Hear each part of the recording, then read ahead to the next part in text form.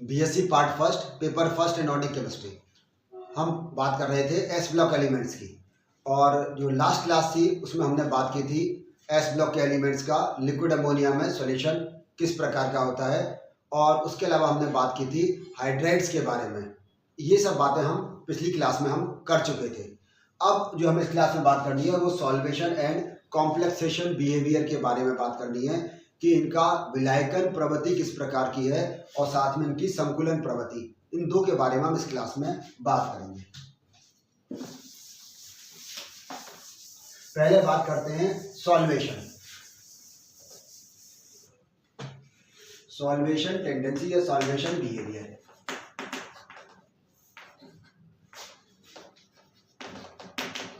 Solvation behaviour, इसके बारे में बात करते हैं। देखो है क्या कि एक बात को आप बहुत ध्यान से समझने की कोशिश करें कि जब कभी भी हम किसी पदार्थ को हम पानी में घोलते हैं तो आपने देखा कुछ पदार्थ पानी में घुलते हैं, कुछ नहीं घुल पाते, या किसी विलायक में घुलते हैं तो कुछ विलायक में घुल पाते हैं, कुछ नहीं घुल पाते।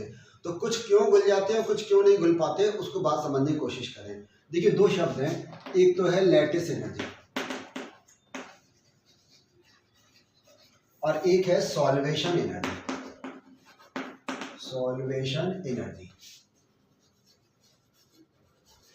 इसे कहते हैं जालक ऊर्जा, यह है विलायकन ऊर्जा।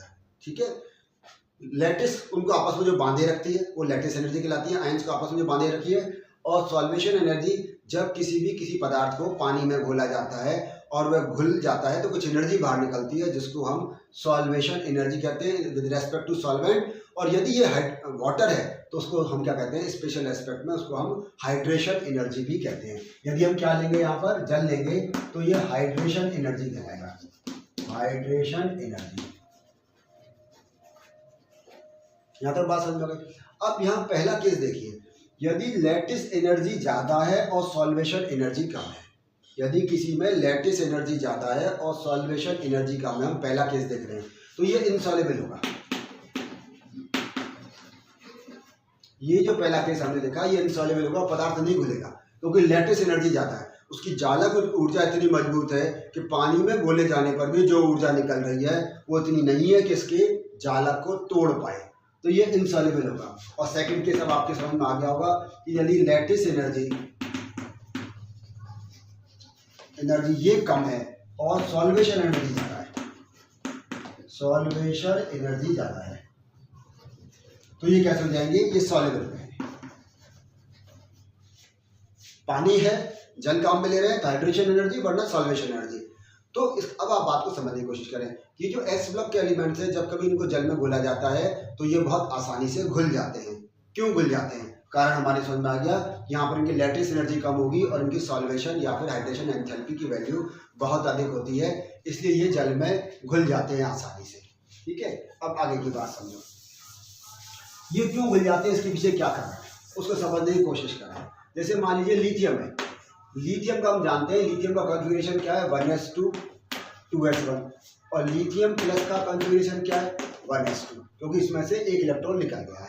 अब ये जो लिथियम है, ये जो लिथियम ये मान लीजिए वाटर के साथ कॉम्प्लेक्स बना रहा है, H2O4+, ये कॉम्प्लेक्स बनता है इसके साथ में, तो वो क्या बनेगा उसको समझने की कोशिश करें।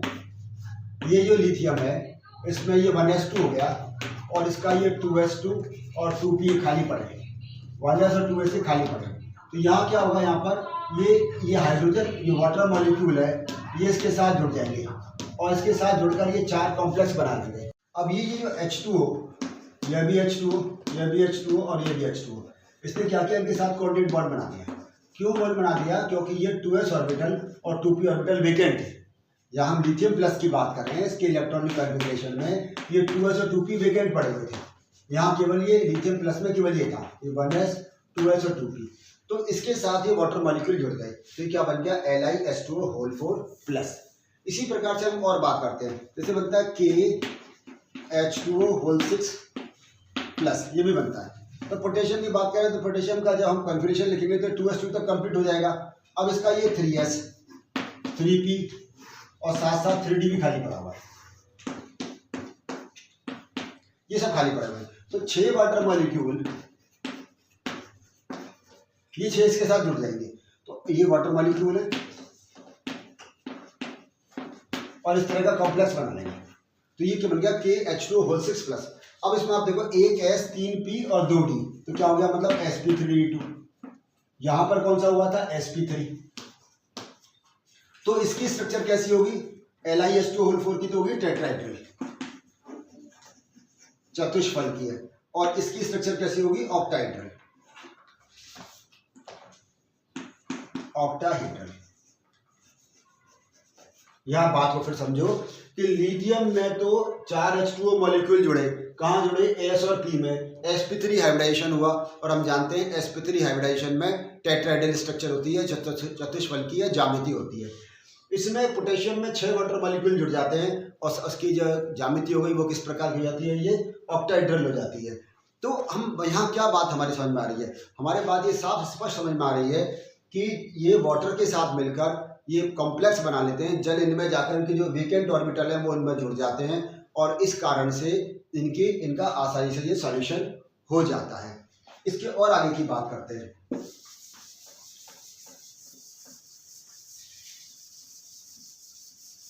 ये जो जल यौगिक आयन है, अब इनको बात और गहराई से समझने की कोशिश करो।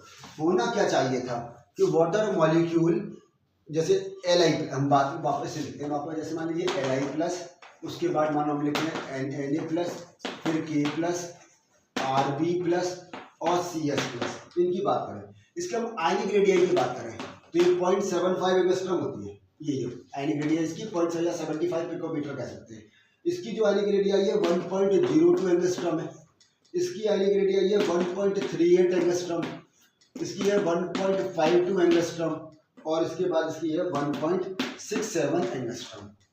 ठीक है, तो होना क्या चाहिए था वास्तव में कि इसकी ज्यादा साइज है, बड़ी साइज है, तो इसकी जो कंडक्टिविटी है वो सबसे ज्यादा, इसकी जो जितनी ज्यादा साइज तो उतनी कंडक्टिविटी उसकी कम होनी चाहिए। इसका कम साइज है, इसकी कंडक्टिविटी ज्यादा होनी चाहिए। बात को फिर समझो, ये एटम में जो इसकी आयनिक साइज है, आयनिक रेडियाई ये इस ऑर्डर में बढ़ रही है। ठीक है, तो हम ये अच्छी तरह जानते हैं कि आयनिक रेडियाई जैसे जैसे आयन का साइज बड़ा होता चला जाएगा वैसे वैसे उसकी कंडक्टिविटी कम होती चली जाएगी। तो कंडक्टिविटी का ऑर्डर इस प्रकार से होना चाहिए था कि इसकी कंडक्टिविटी सबसे ज्यादा और इसकी कंडक्टिविटी सबसे कम होनी चाहिए, लेकिन वास्तव में ऐसा होता नहीं है। जो कंडक्टिविटी ऑर्डर है वो इसका जस्ट रिवर्स होता है। तो इसके एक कारण बताते हैं क्या है इसका। यदि हम इसकी बात करें एसोसिएटेड रेडियाई की, एसोसिएटेड रेडियाई इसकी बात करें, जल योजित, वो भी कैसी है, हाइड्रेटेड या एसोसिएटेड रेडियाई, तो उसकी हम बात करें तो यहाँ पर आ रही है ये 3.40 एंगस्ट्रॉम, ये 3.40 एंगस्ट्रॉम, 2.76 एंगस्ट्रॉम, 2.32 एंगस्ट्रॉम, 2.28 एंगस्ट्रॉम और ये भी 2.28 एंगस्ट्रॉम। ये इनकी एसोसिएटेड रेडियाई है। अब बात आपके बिल्कुल समझ में आ गई होगी, है क्या कि लिथियम का बहुत छोटा आयन है, ये अपने चारों तरफ बहुत सारे वाटर मॉलिक्यूल को घेर लेता है। लगभग जो इससे वाटर मॉलिक्यूल जुड़ने की संभावना है वो 25 है, 24-25 वाटर मॉलिक्यूल इसके साथ जुड़ जाते हैं। तो इसकी जो इफेक्टिव रेडियस है, ये जो एसोसिएटेड रेडियस का मतलब क्या है, इफेक्टिव रेडियस, इफेक्टिव रेडियस या प्रभावी त्रिज्या, ये बहुत अधिक हो जाती है। बात को समझो, आपने छोटी क्लास में पढ़कर भी आए हो, जैसे मान लो लिथियम प्लस है, इससे वाटर मॉलिक्यूल कैसे जुड़ेंगे, ये जुड़ेंगे ऑक्सीजन के थ्रू, इस तरह से, और ये इसका फर्स्ट हाइड्रोजन स्फीयर बन गया। तो इसके फिर वापस से एक और hydrogen sphere, second hydrogen sphere इस प्रकार से बन जाता है। इससे हर एक से, हर किसी से, यदि मैं एक दो बना रहा हूं, बाकी सबसे ये वाटर मॉलिक्यूल वापस से जुड़ जाएंगे। तो जितना छोटा कैटायन होगा उसकी सॉल्वेशन टेंडेंसी उतनी ही ज्यादा होगी, उतनी ही ज्यादा वाटर मॉलिक्यूल को वो अपनी तरफ एसोसिएट कर लेगा, अपनी तरफ आकर्षित कर लेगा। तो है क्या कि लिथियम का वैसे तो आयनिक रेडियाई बहुत कम है, लेकिन इसकी इफेक्टिव रेडियाई या वाटर एसोसिएटेड रेडियाई वो सबसे अधिक है, 3.40 एंगस्ट्रॉम। तो लिथियम पॉजिटिव पानी में अकेला नहीं चलेगा, बल्कि बहुत सारे आयंस इसके साथ मिलकर चलेंगे, तो वो बहुत सारे वाटर मॉलिक्यूल इसके साथ मिलकर चलेंगे। इस कारण से इसकी इफेक्टिव रेडियस बहुत ज़्यादा हो जाती है, जबकि इसके कंपेरिजन में सीजियम की बहुत कम है।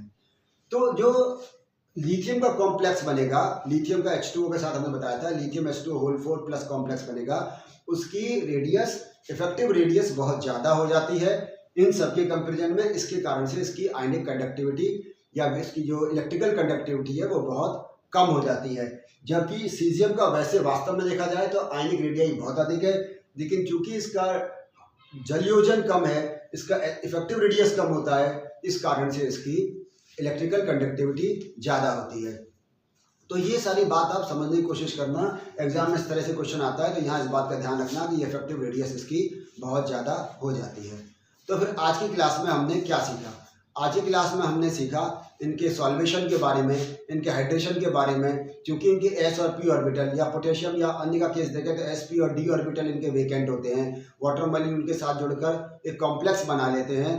तो फिर वो कॉम्प्लेक्स बन जाने के कारण से ये आसानी से जल में घुल जाते हैं। एक बात जो हमने कहा हमेशा याद रखो, जब कभी भी सॉल्वेशन एनर्जी ज़्यादा होगी, लैटिस एनर्जी कम होगी तो पानी में घुल जाएगा या सॉल्वेंट में घुल जाएगा, और यदि सॉल्वेशन एंथैल्पी कम है, लैटिस एंथैल्पी ज़्यादा है तो वो सॉल्युबल नहीं होगा। और तीसरी बात हमने ये इनकी रेडियस के बारे में बात की कि रेडियस तो इनकी वास्तव में आयनिक रेडियस का ऑर्डर इस प्रकार का है, लेकिन इफेक्टिव रेडियस का ऑर्डर चेंज हो जाने के कारण से, अधिक जल के अणु जुड़ जाने के कारण से इनकी कंडक्टिविटी का ऑर्डर चेंज हो जाता है।